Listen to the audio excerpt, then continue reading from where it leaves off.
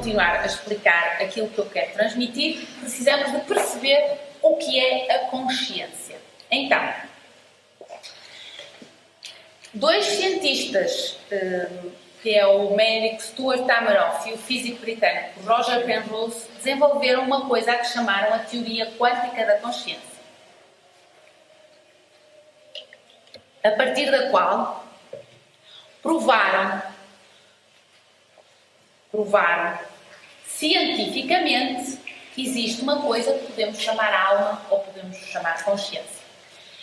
O que é esta teoria quântica da consciência? É que as nossas almas estão contidas dentro de umas estruturas que se chamam microtúbulos, que estes microtúbulos estão dentro das nossas células cerebrais.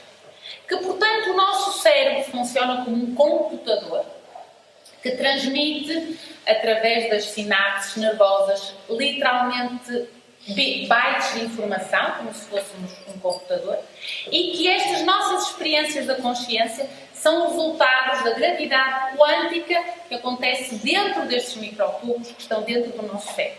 Portanto, quando nós temos uma experiência de quase morte, estes microtúbulos perdem o seu estado quântico, mas a informação dentro deles não é destruída. Ou seja, a alma não morre, simplesmente retorna para o universo de onde veio. O que é que isto significa? Que nós somos o universo e que por um momento estamos a expressar como um ser humano. Que na realidade nós somos uma parte intrínseca deste universo. É como se nós somos um ponto focal, uma materialização do próprio universo e que nos formamos enquanto consciência. Portanto, quando nós temos esta experiência de quase morte, quando voltamos, significa que a consciência regressa para dentro dos microtúbulos. E se eu morro, a consciência fica no universo. Entendeu? Ok. Então, podemos dizer que a consciência se manifesta a partir de 4 estados muito básicos, que são o estado quando eu tenho a minha consciência dentro deste corpo físico, portanto, é o que nós podemos chamar um estado intrafísico, quando eu morri e então tenho um estado extrafísico, e depois 2 estados que não são tão fáceis de entender.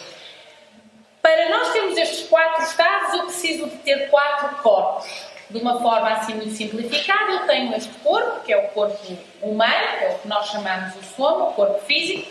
Depois tenho um corpo energético, tenho um corpo emocional e tenho um corpo mental.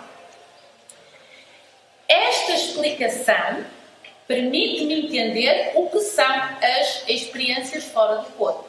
Quando eu, literalmente, o meu corpo energético sai fora do meu corpo físico, eu tenho aquilo que se chama uma projeção astral, ou uma viagem astral, ou o que vocês quiserem. Isto ocorre quando a pessoa tem o sentimento e explica que abandonou o corpo físico, portanto observa o mundo de uma perspectiva completamente diferente.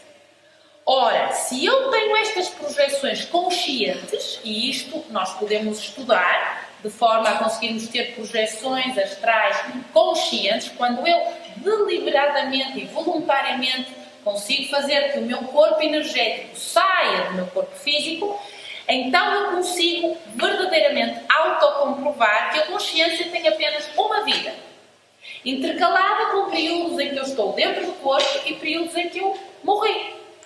E, portanto, isto é uma sucessão de vidas e de mortes, mas na realidade só tenho uma vida, uma história com vários capítulos. Portanto, eu consigo aceder, através das projeções, a outras dimensões e então eu também consigo chegar a conclusões acerca do universo. E uma conclusão muito importante que foi descrita em 2005 é que o universo é imaterial, ou seja, o universo não tem matéria.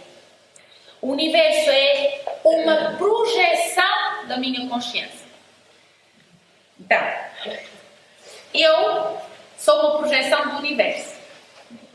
Mas o universo também é uma projeção da minha consciência. Portanto, eu posso dizer que o universo é uma construção mental. Porque há uma lei da física que diz que o observador muda o observado. Logo, quando eu me projeto no universo, eu estou a ter uma ação nas galáxias.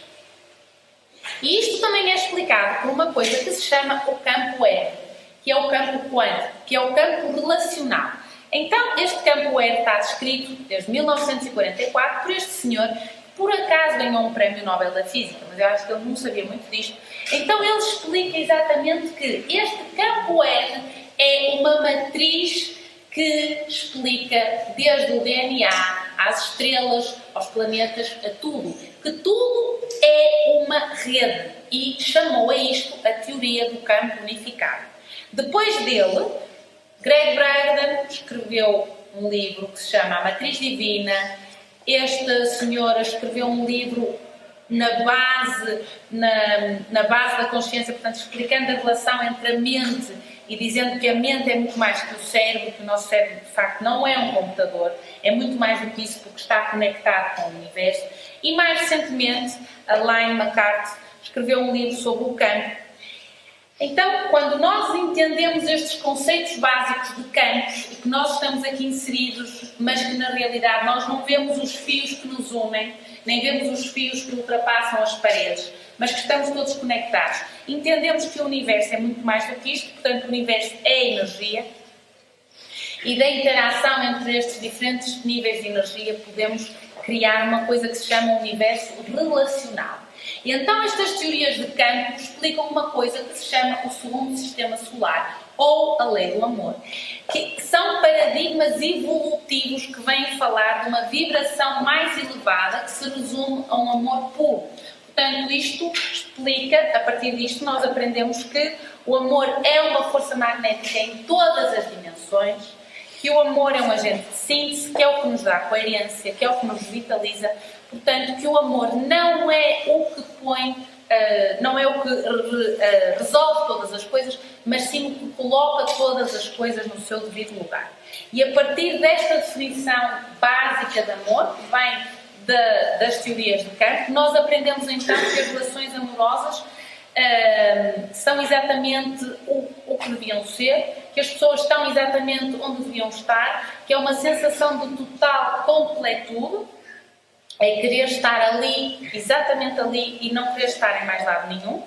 Entendemos a partir destas teorias de campo que uma pessoa afeta a fisiologia da outra, e isto explica-se em todas as relações, amorosas e não amorosas, e a partir daqui existe outro campo, que é o campo M, ou o campo mórfico, ou o biocampo, ou a aura, que explica porque é que nós comunicamos por vibração. Explica, por exemplo, porque é que as gaivotas conseguem voar e sabem orientar exatamente por causa deste campo M.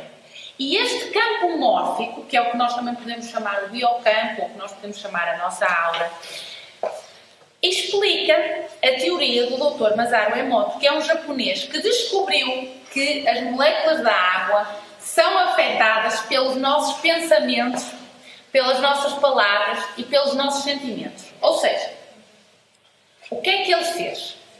Ele fotografou, portanto, ele levou a água ao ponto próximo da congelação e fotografou os microcristais da água. E ele fotografou os microcristais da água, mas fez experiências do seguinte modo.